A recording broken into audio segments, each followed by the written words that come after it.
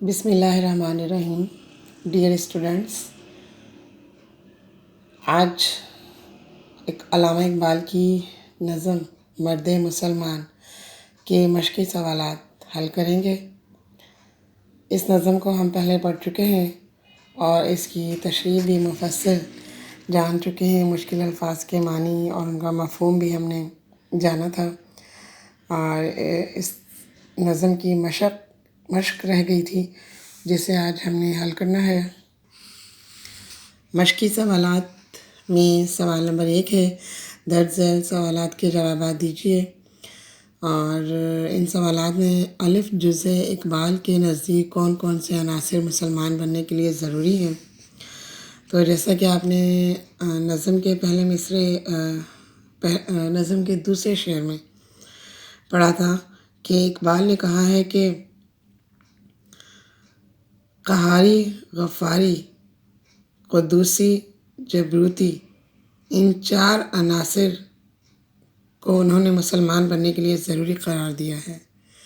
دوسرا ہے، اقبال کے نزدیک جبرائیل امین کا ہمسایہ کون ہے. جواب ہوگا اس کا اقبال کے نزدیک جبرائیل امین کا ہمسایہ بننے کا اصل حقدار مرد مومن ہی ہے. اگلا جز ہے، دنیا اور قیامت میں میزان سے کیا مراد ہے. جواب، دنیا اور قیامت میں میزان سے اقبال کی مراد مرد مومن کی وہ میانہ روی ہے جس کی بدولت وہ دنیا میں بھی فلاح پاتا ہے اور قیامت میں بھی سرخ رو ہوگا، یعنی وہ دنیا میں اور آخرت میں نیکی اور بدی کو الگ الگ کرنے والا ہوگا. اگلا جز ہے سوالات کا، اقبال نے مومن کو شبنم اور طوفان کیوں کہا ہے. جواب، علامہ اقبال نے مومن کی خصوصیات بیان کرتے ہوئے فرمایا ہے کہ مومن اتنا ٹھنڈا ہوتا ہے کہ لوگوں کے لیے تسکین کا باعث بنتا ہے. مطلب یہ کہ وہ دکھیوں اور مصیبت زدوں کے لیے ٹھنڈک اور تسکین ہوتا ہے. علامہ اقبال نے اس شعر میں حسن تعلیل استعمال کی ہے اور انہوں نے مرد مومن کو طوفان اس لیے کہا ہے کہ یہی مومن جب باطل کے مقابلے میں آ جاتا ہے، حق و باطل کے مارکے میں ایک طوفان کی مانند غضبناک ہوتا ہے، ایسا طوفان جس سے دریا بھی کانپ اٹھے. اگلا سوال ہے، مومن کو سورہ رحمان کی مانند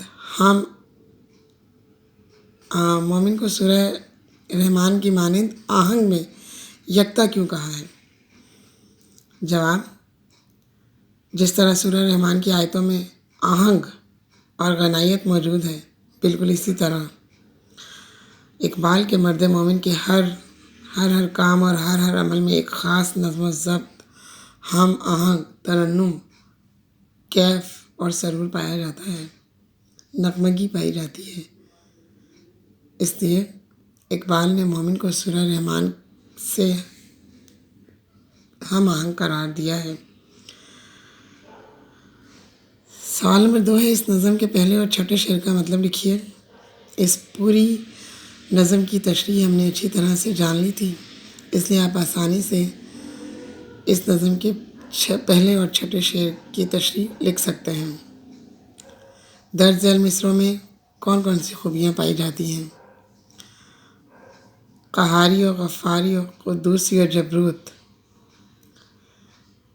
پہلا مصرع ہے، اس مصرے میں قہار اور غفار میں صنعت تضاد ہے، جبکہ ان 4 عناصر کو مومن کی رعایت سے پیش کر کے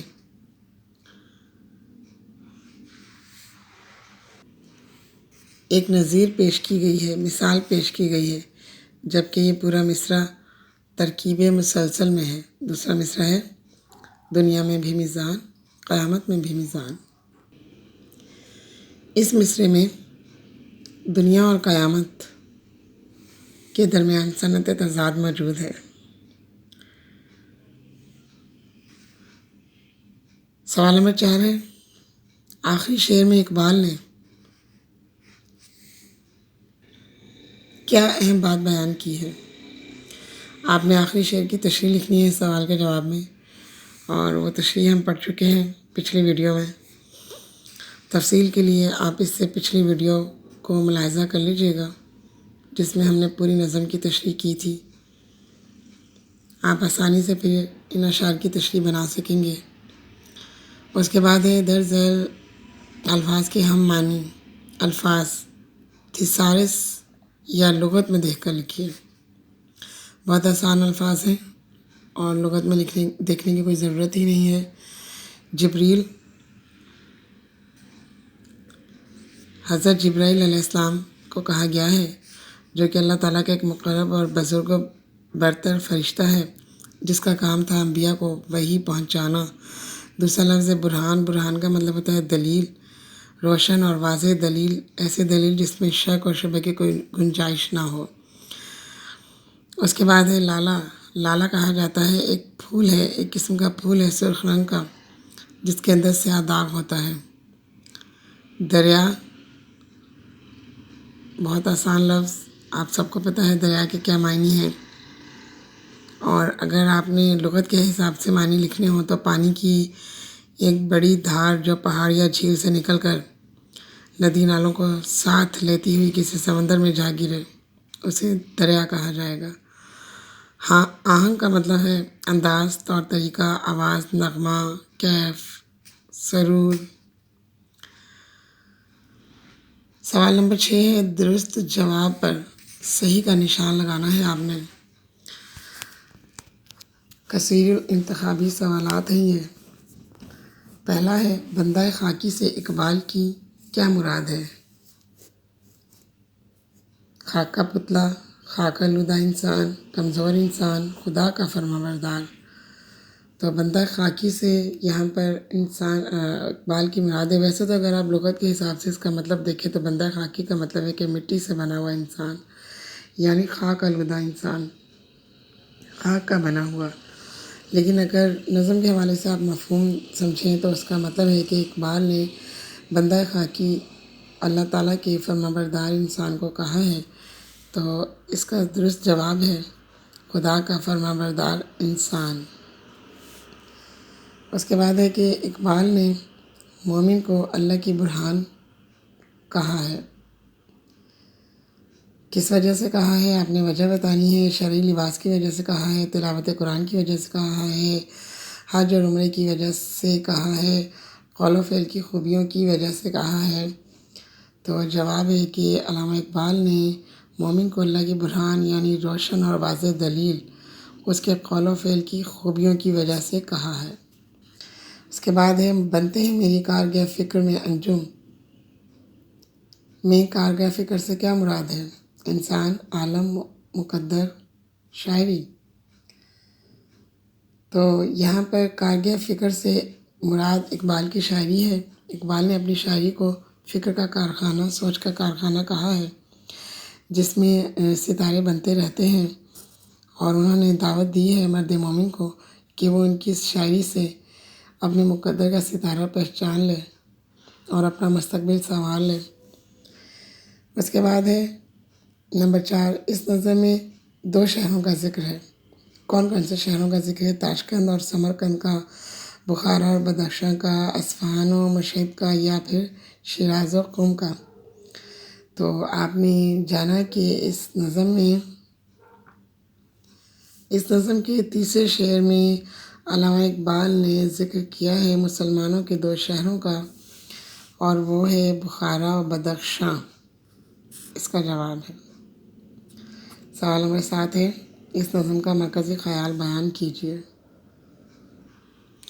مرکزی خیال، نظم کی ہیڈنگ لگائیں گے آپ، مرد مسلمان، تعارف شاعر کی ہیڈنگ ہوگی۔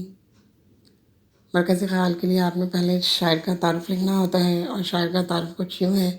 ویسے تو علامہ اقبال کسی تعارف کے محتاج نہیں ہیں، اور علامہ اقبال کو سبھی جانتے ہیں۔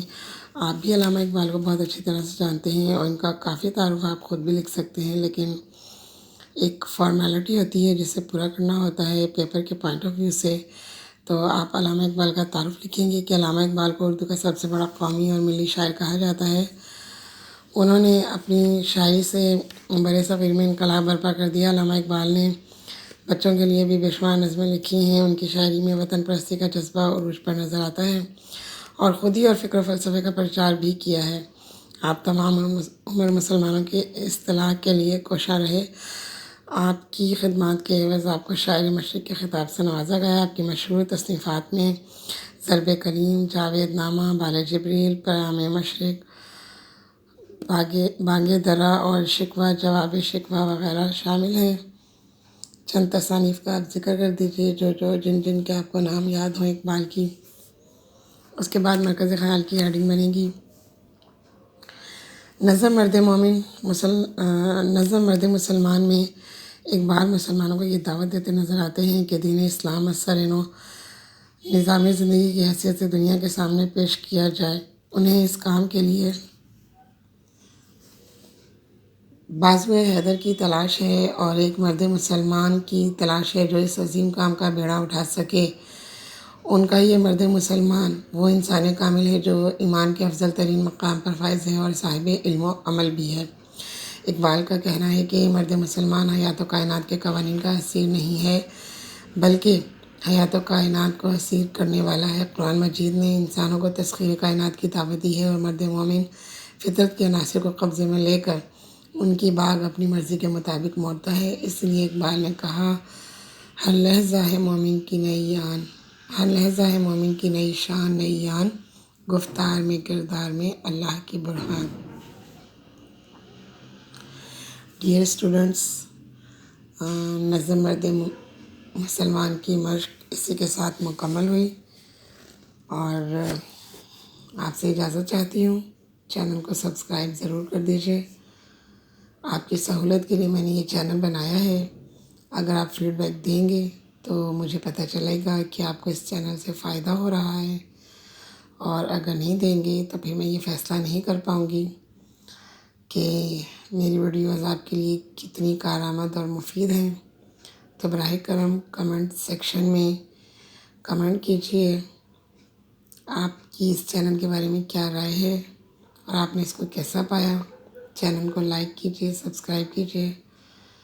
اللہ تعالیٰ آپ کے لیے آسانیاں پیدا کرے اور آپ کو دوسروں میں آسانیاں تقسیم کرنے والا بنائے، جو کہ بلا شبہ ایک بہت بڑا شرف ہے۔ اجازت چاہتی ہوں، تو ہمیں یاد رکھیے گا۔ اللہ حافظ۔